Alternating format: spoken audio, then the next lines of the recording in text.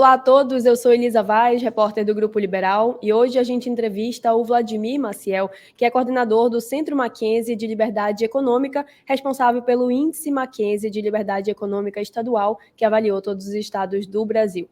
Vladimir, seja bem-vindo. É um prazer estar aqui, Elisa. Vamos começar então, Vladimir. Eu queria que você falasse um pouco sobre os resultados alcançados pelo estado do Pará. O estudo de 2023 revelou uma leve melhora no ambiente de negócios de alguns estados, mas no Pará, por exemplo, ele apresentou queda. Então, eu queria saber, na sua opinião, o que esses resultados dizem sobre as políticas públicas que estão sendo adotadas aqui no Pará.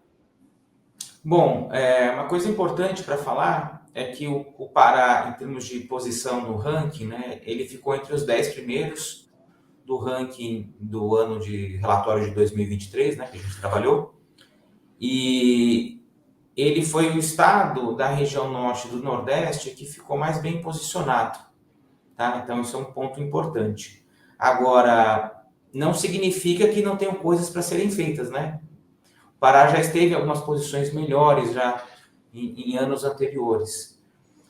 Principalmente o que a gente percebe é que ainda existe uma dificuldade de recuperação pós o evento de pandemia. Tá? Então, o que está mostrando?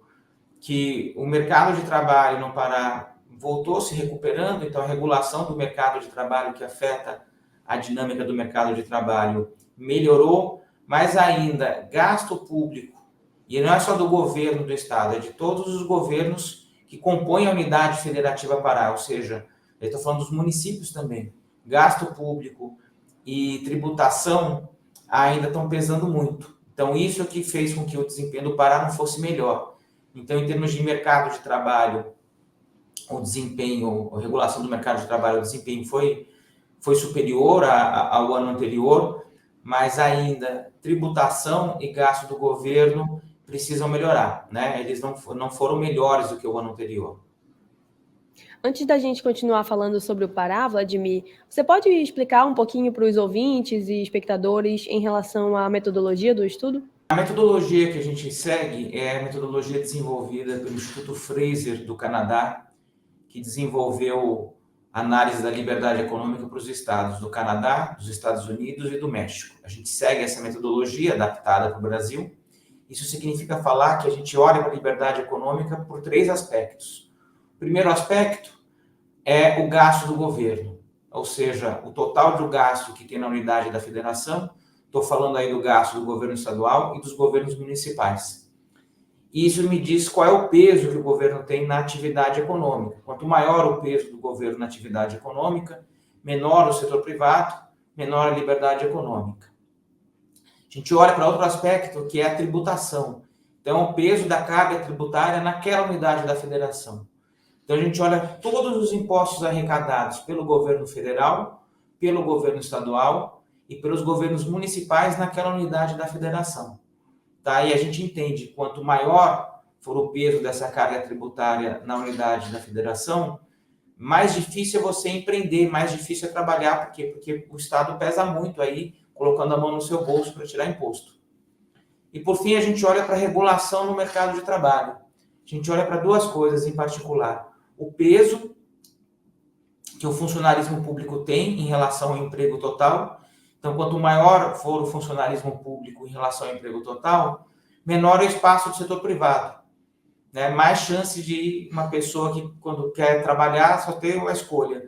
Ou trabalha no setor público ou migra para outro estado. Tá? Então, quanto maior o peso do setor público no mercado de trabalho, menor a liberdade econômica. A gente olha para o peso da regulação do salário mínimo, ou seja, quanto pesa a regulação do salário mínimo em relação à renda per capita que tem aquele estado, se essa regulação, de fato, ela comporta na economia do estado, ou se, então, você tem um salário mínimo que não comporta na renda per capita do estado. Isso significa que empurra as pessoas para informalidade, né? Então, você tem uma grande informalidade no mercado de trabalho se o estado não consegue comportar a legislação de salário mínimo. Então, desses 2 aspectos principais do mercado de trabalho, a gente fecha a terceira área, né, que é o mercado de trabalho, Então, mercado de trabalho, tributação, gasto do governo, né? Então, essa é um resumo da metodologia que a gente trabalha aqui para aferir a liberdade econômica dos estados. Perfeito, Vladimir. Você citou mais cedo em uma resposta sua que o Pará já teve desempenhos melhores.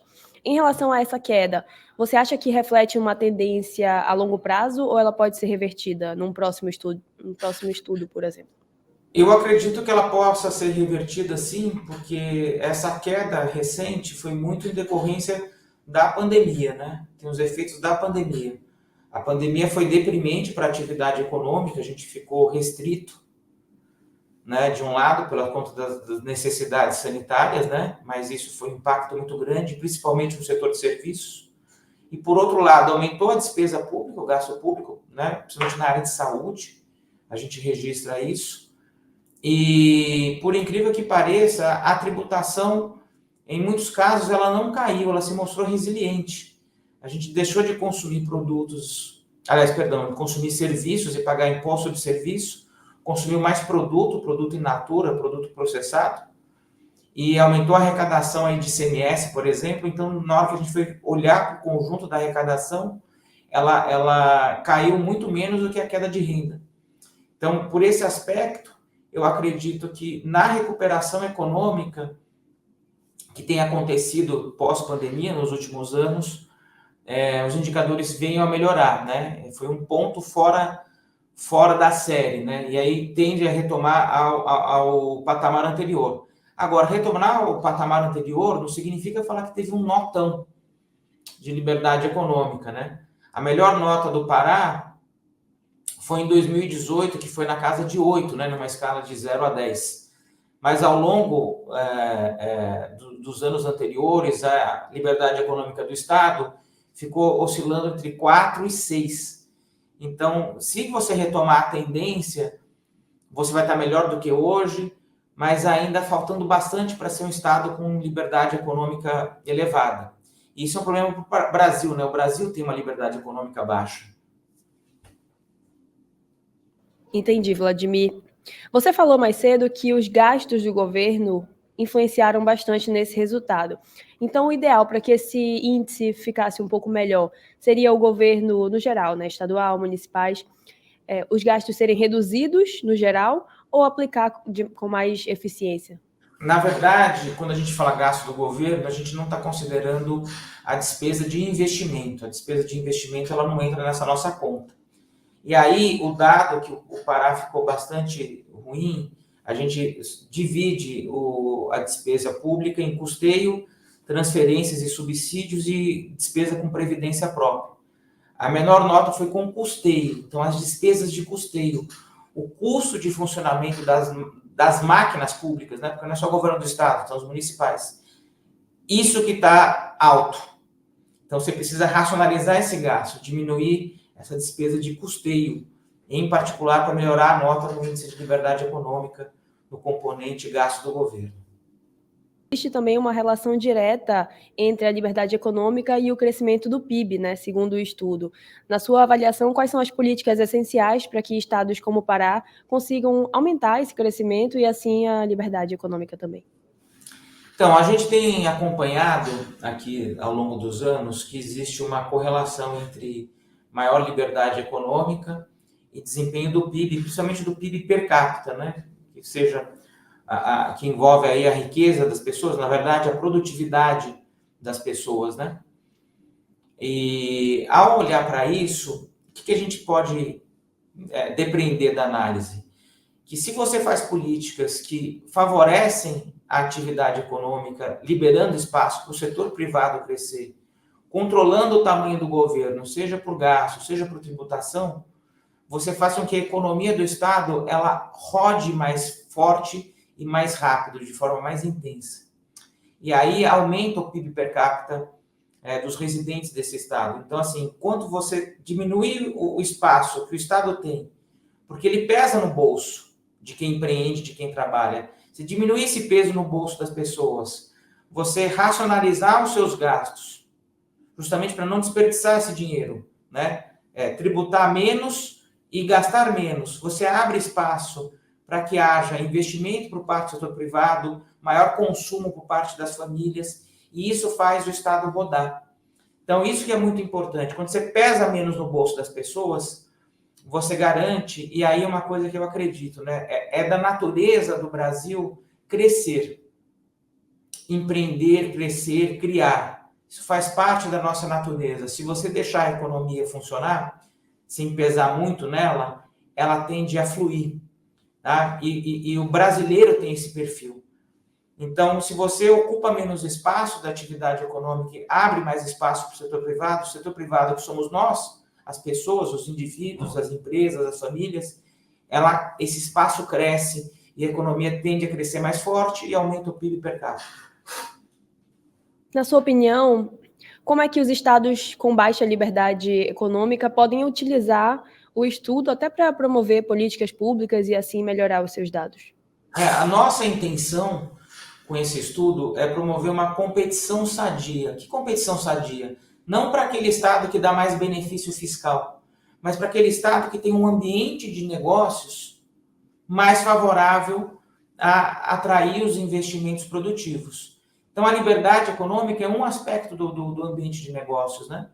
Então, o estado que tem maior liberdade econômica e faz políticas nessa direção, ele atrai mais investimentos produtivos para dentro do estado, ou seja, que são de outras regiões que vêm para cá, ou então de fora do Brasil que vem para dentro, e favorece quem empreende, quem produz, quem consome dentro do estado.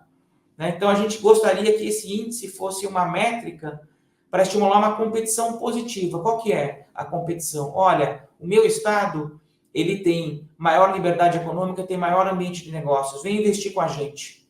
E isso vai fazer o benefício de crescer a renda e o PIB per capita do estado. Então, é isso que a gente acredita. Perfeito. Vladimir Maciel, coordenador do Centro Mackenzie de Liberdade Econômica. Muito obrigada pelo seu tempo, por ter falado aqui com a gente. Elisa, foi um prazer e estou à disposição. Um grande abraço.